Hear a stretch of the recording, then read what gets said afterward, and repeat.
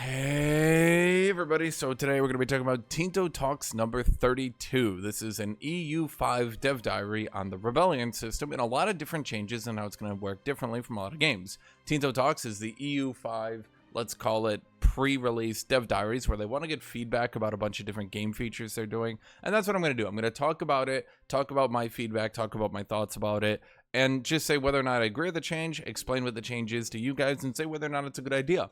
A couple days ago, I just started putting out a lot of videos on Paradox games, and I just started to play Baldur's Gate because I think here's something I think a lot of people don't really realize. A lot of RTS, grand strategy, and RPG players all like playing that large set of games.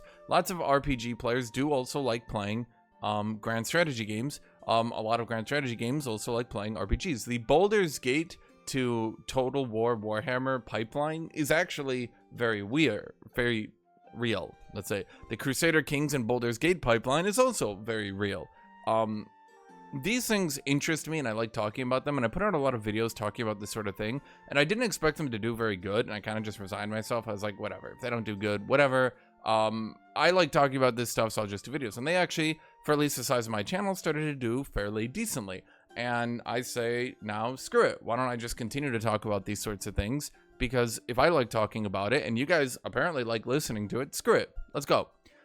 Before I go any further, by the way, if you guys do like this kind of content, do leave a comment on your thoughts on anything, and do subscribe. I always say that at the end of my video, but unfortunately I kind of need to say that early on into the video because not everyone makes it to the end anyway, and also it just really helps my channel. So without further ado, let's talk about this. So Johan, he did do Imperator Rome. I did play through every patch of Imperator Rome. I did everything there.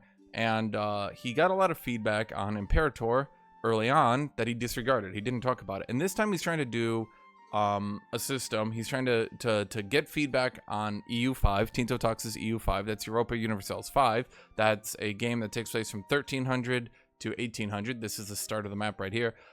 It's a game where he's trying to get lots of feedback and make sure all these systems make sense, are historically accurate, and most importantly, sound fun to play in. So this is the Rebellion system. We're currently talking about the Rebel system, okay? And let's go through this right now. Rebel factions. There are 5 different categories that a Rebel faction can belong to, because of course, this is a game about playing a country. Now, you pick a country, Castile, Aragon, England, Bohemia, Hungary. You pick one of those and you slowly build up your country. You build buildings, you get trade goods, you try to pass laws, get new technology, you try to improve the lives of your people. You probably try to improve them because that's just generally going to make you stronger, right? But at some point you will of course conquer other people. And once you conquer other people, you're led into a new system of rebellion. Now, what is rebellion? There are 5 different categories that a rebel faction can belong to. Nationalist, for all independent movements. Now, a nationalist rebellion, some people have already complained about that, so I know people are probably gonna see this. For those of you guys who don't understand, a nationalist movement does not make sense in the 1300s at all. It doesn't even make sense until realistically the 1800s, right? Because the idea of a nation state doesn't make sense at this point in time. Now, regardless of that, the French Revolution did put forward the ideas of the nation state, but regardless of what the French Revolution did back during this time period, there still was the idea of cultural movements of independence, because many different cultures didn't respect many other different cultures, and there was a large trend towards, you know, we should go independent because he's not one of us. Now, these culturally independent movements don't seem to be that difficult to avoid, particularly if you just like respect other cultures and generally build up. They show here you can build up the Sardinian view of Catalan, right? It's like you can build up your relations with different cultures, and they haven't really said that it's going to be that difficult to avoid these sorts of movements. In EU4, these movements were quite annoying. Because they would just pop out all the time. They weren't hard to deal with, but they were annoying. But it really wasn't that realistic for cultural movements to be popping out all the time. As you guys might imagine, back in these days, many of the rulers of different of these countries, I don't know if we can really call them countries, but let's call them these entities. Many of these different rulers of these entities would not actually be the primary culture of them. For example, you could have Hungary led by some French dude, and no one would really care or do anything back then.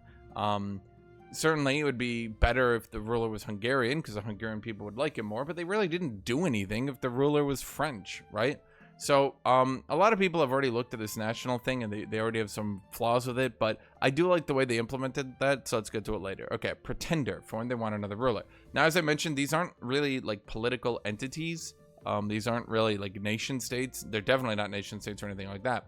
So over here in Scotland, we have Scotland. Now, Scotland is currently in a civil war with Baliol.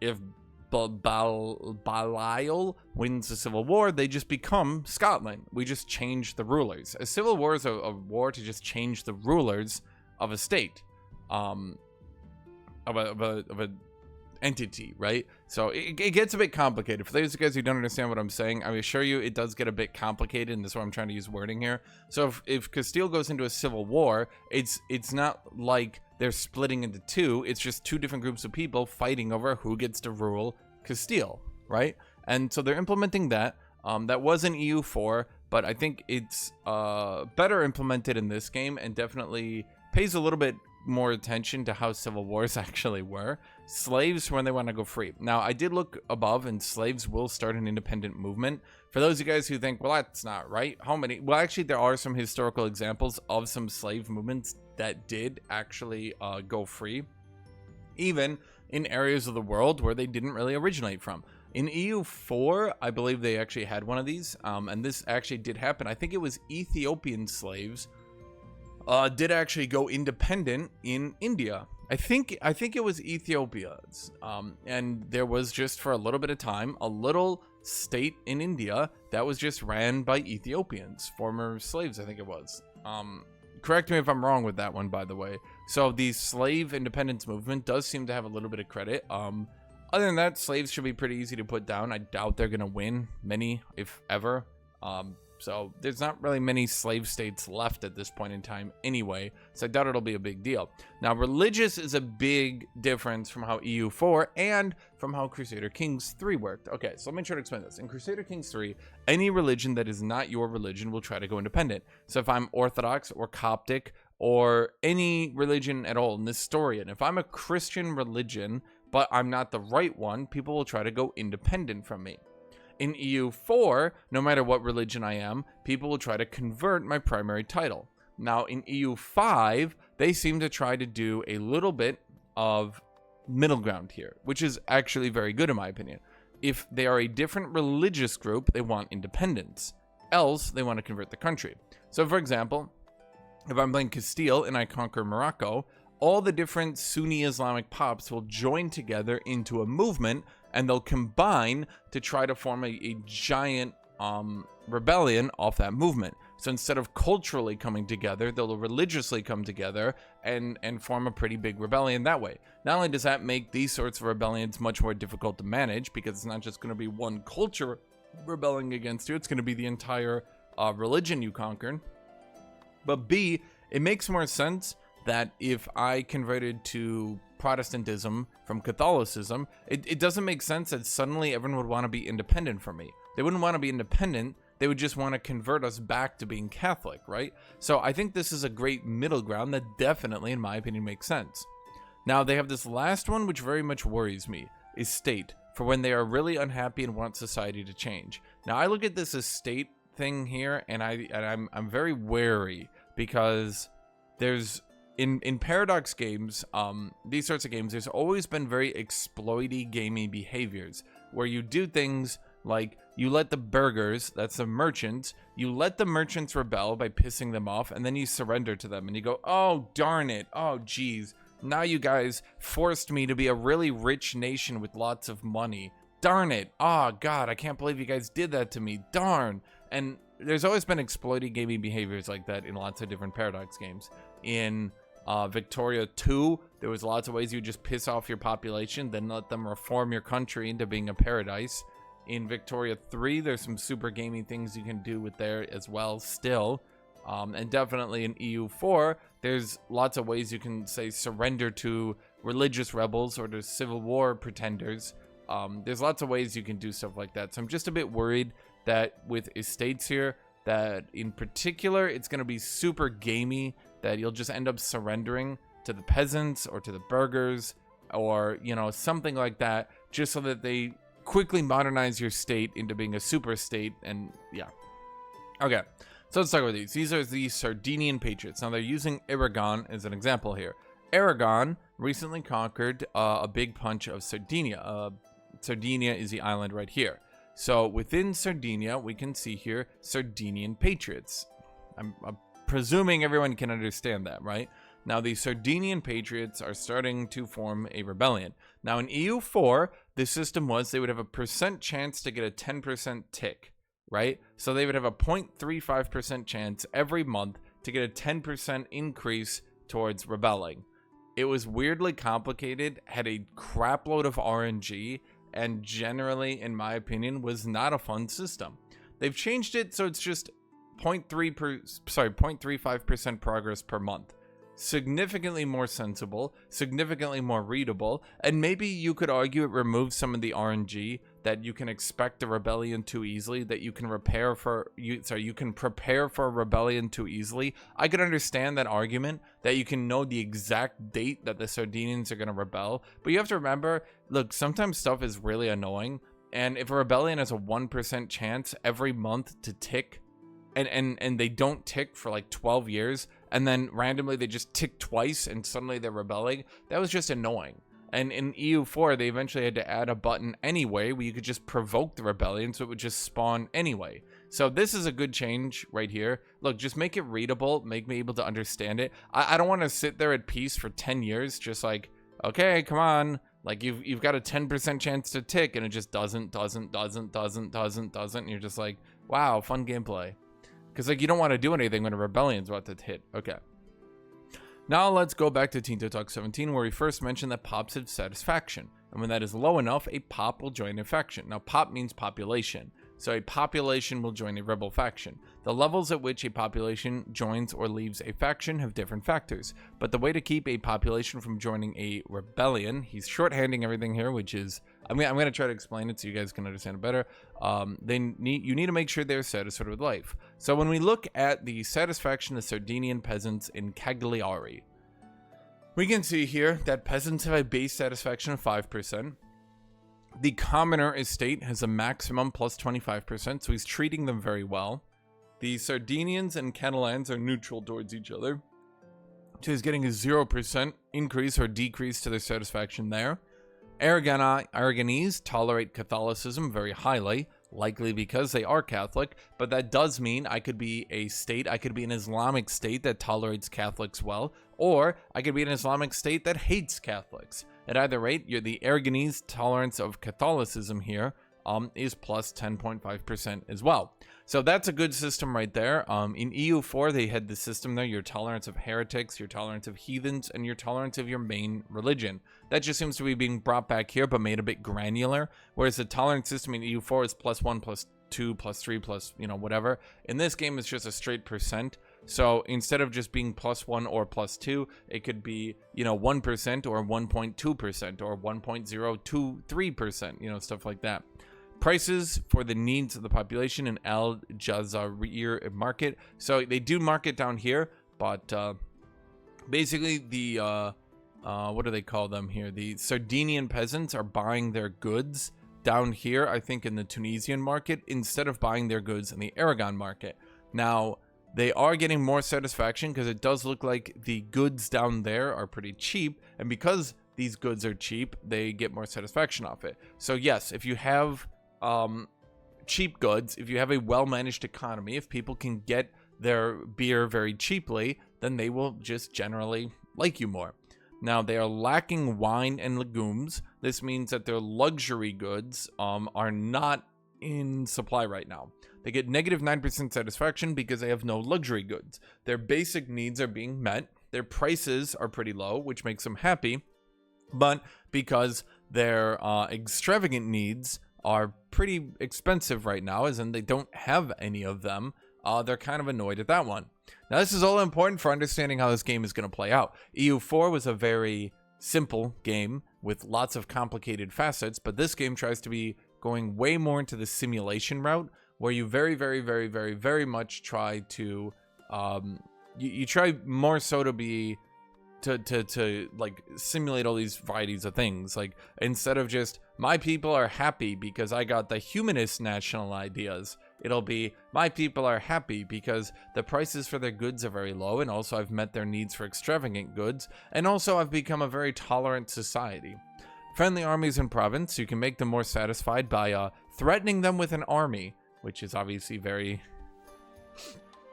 historically relevant, that one.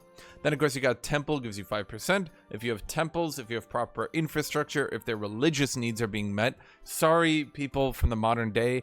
Obviously, like, I would call myself a progressive person, but I'm also a realistic person. Obviously, yes, during the 13, 14, 15, 16, 1700s, yes, people had a very high need for their religious needs being met. So having a proper temple here, having a proper religious services would, of course, meet people's satisfaction. Religion, of course, was used as a form of control, and people just generally liked it, okay? Then they were recently conquered, so minus 50%. Shockingly, despite everything else working out for them, populations generally don't like being conquered. Now, of course, this conquered modifier isn't really... like, when you compare it to all these other modifiers here, it's only slightly making them negative, so it's not that big a deal. Then, of course, we have the threshold to join a rebellion, and the threshold to leave a rebellion once they have joined one. For some reason, people tend to be a bit upset when conquered. True. Sadly, we cannot make the commoner's estate more happy in Aragon, as they already had 100% satisfaction, so the plus 25% bonus is the maximum we can get. Otherwise, to make the estate happy, you can always reduce taxes or grant them more privileges.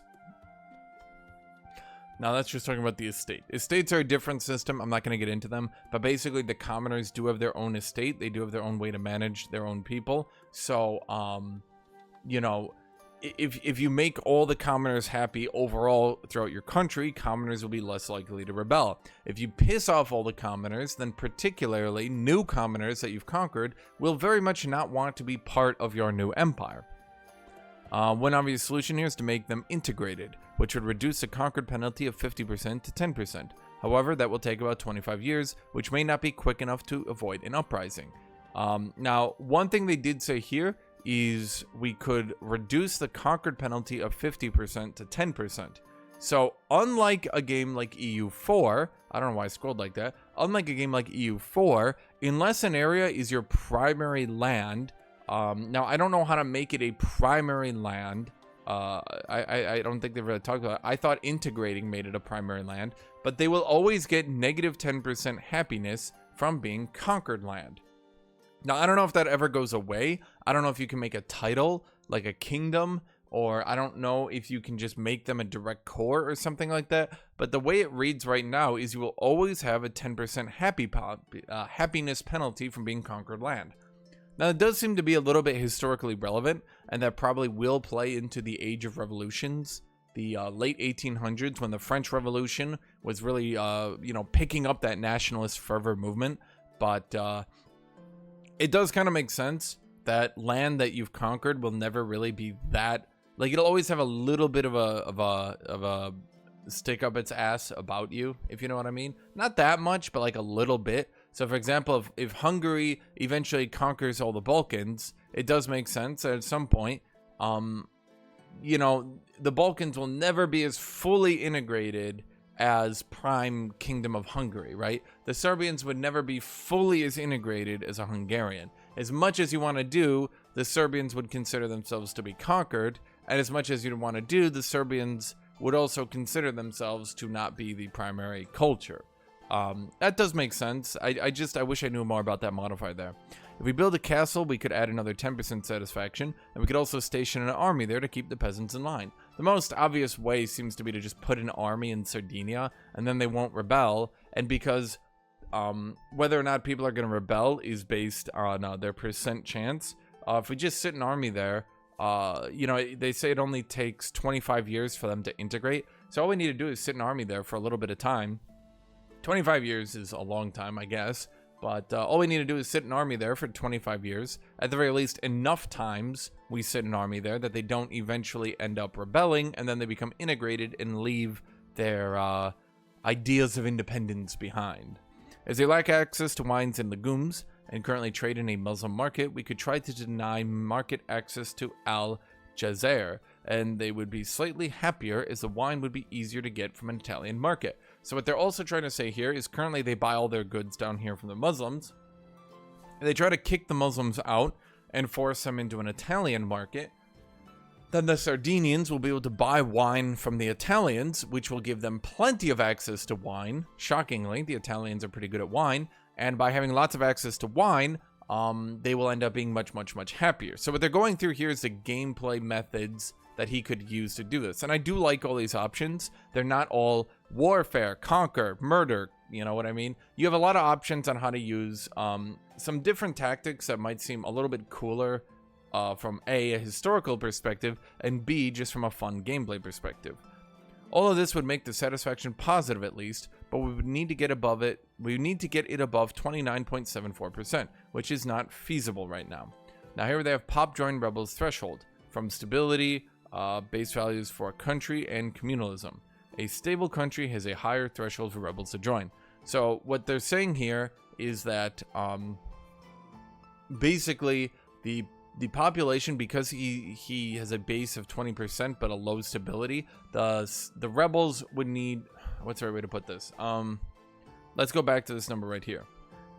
They will currently rebel. This is -3 plus 1 plus 22. So we would need 18% is currently our satisfaction, right? Does everybody get that? If population satisfaction is below 18%, they will join a rebellion. That actually seems to be backwards. I'm not really sure what they're talking about. Either way, what they're trying to say is, I don't really know how to read this properly. I'm gonna have to look at this later. Basically, what they're saying is super stable countries, even if they're unhappy, if your country is very stable, you won't get rebellions. Even if they're happy, if your country is hyper unstable, they'll probably join rebellions. It's a little bit confusing, and I'm gonna have to look into that later and really understand what they're trying to say.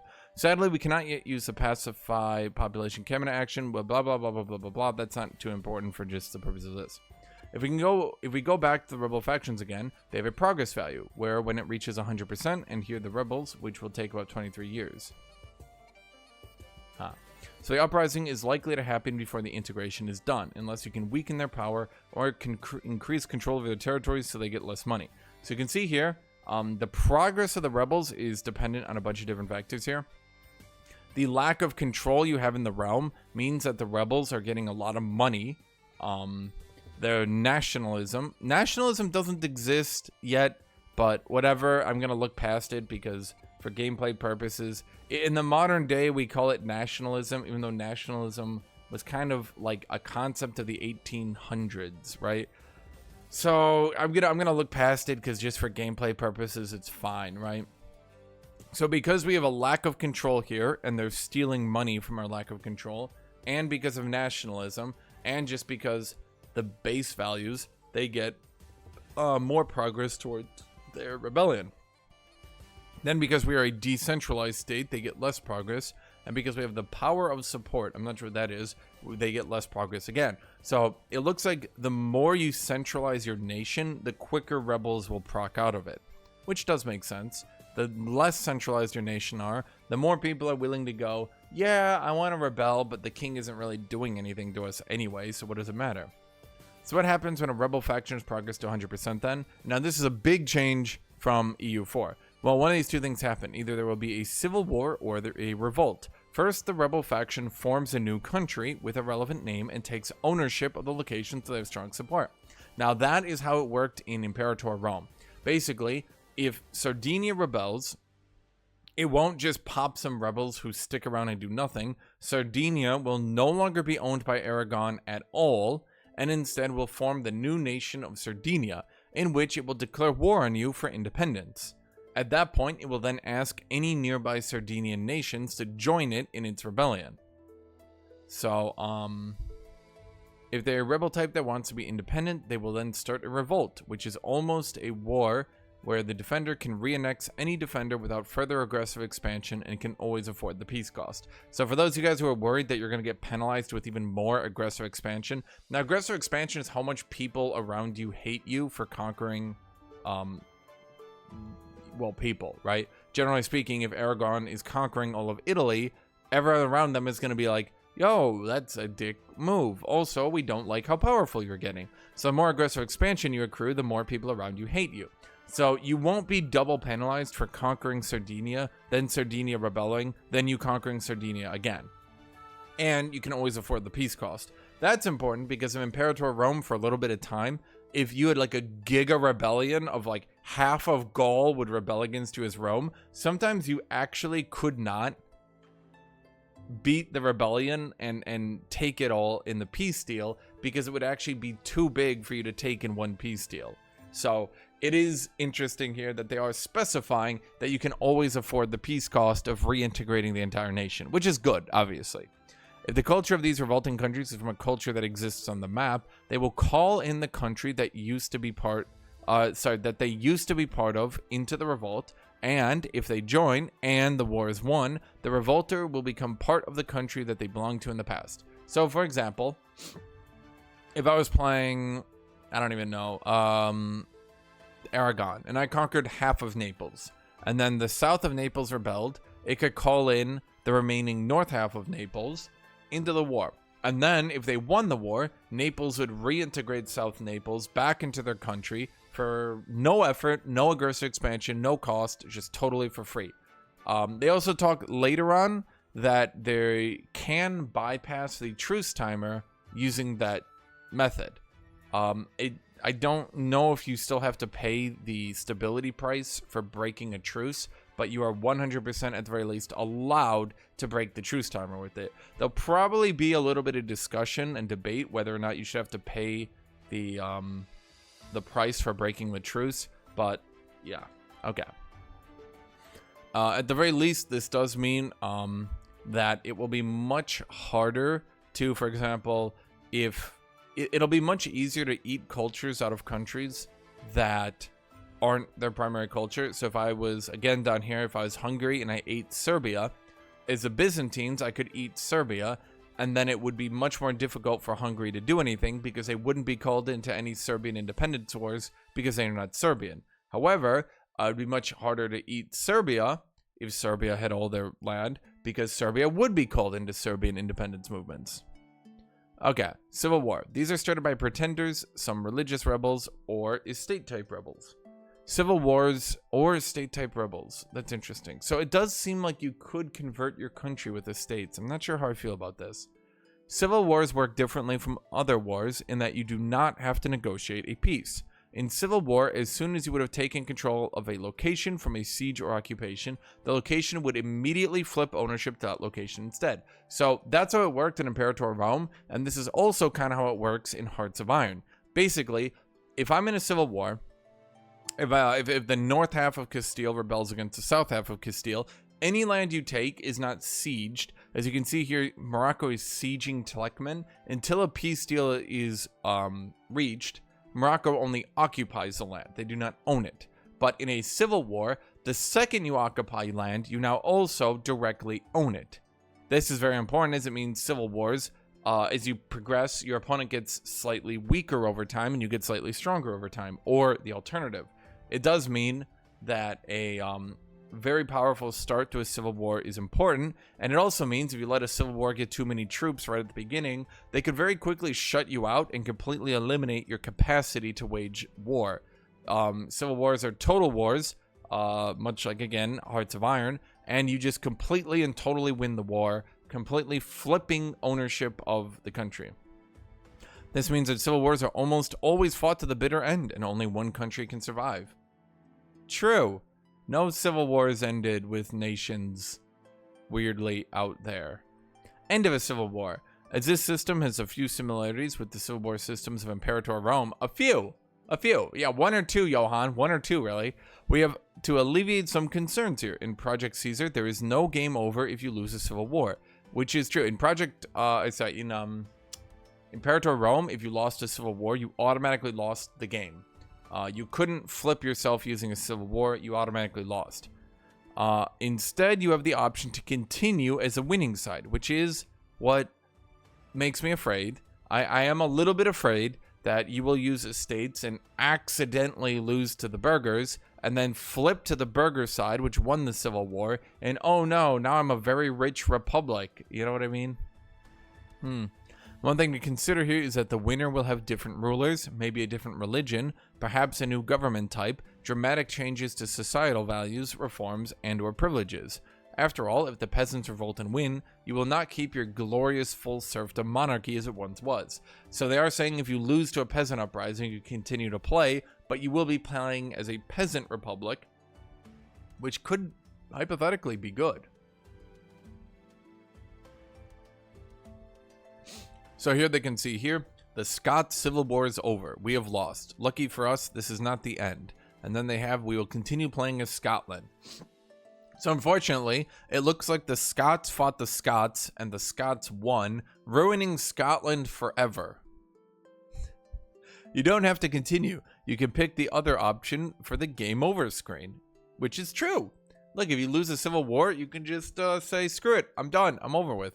So that is the Tinto Talks 32, how the rebellions will work. What are the most important things? The religious rebels, because I really, really, really like what they're doing with this one. I very much approve, 100% approve that, basically, yes, this is very good, actually. Protestants to try to convert Catholics, but Muslims as a group rebelling, A, makes it much harder to conquer large religious groups, which in the past it really wasn't for some reason. And B, it makes much more sense that Muslims would try to go independent, not that they would try to convert you to Islam. Okay. Estates, I'm a bit worried by. Hypothetically, one thing they could do is if a player decides to continue playing as an estate, then they get debuffed. Like if a human decides to do it, do like a 5-year penalty of like, hey, don't cheese. But if an AI loses a civil war, the AI will generally have fought the estate to the best of their extent. Therefore, they don't really need a penalty. I think that would be the best way to go about it to ensure that players can't cheese the system. I know that sounds a little bit anti-player, but let's be real here. Players are known for cheesing paradox games and RPGs and every game in its entirety until they become way too easy. So I think adding anti-player cheesing techniques could definitely be a good way to slow down what I'm very much imagining is going to be abuse of this estate system. The whole rebellion system, it's very complicated, but at the end of the day, they either rebel or they don't. So, yeah. And then lastly, the Civil War system. I kind of like it, but once again, it seems a little bit gamey. If I can't fight a civil war, there's really no reason to fight it to the bitter end. I should just delete all my armies, open my capital, and let them come in and win. So we'll see how abusive it is. We'll see how not abusive it is. I don't really know, but that's Tinto Talks number 32.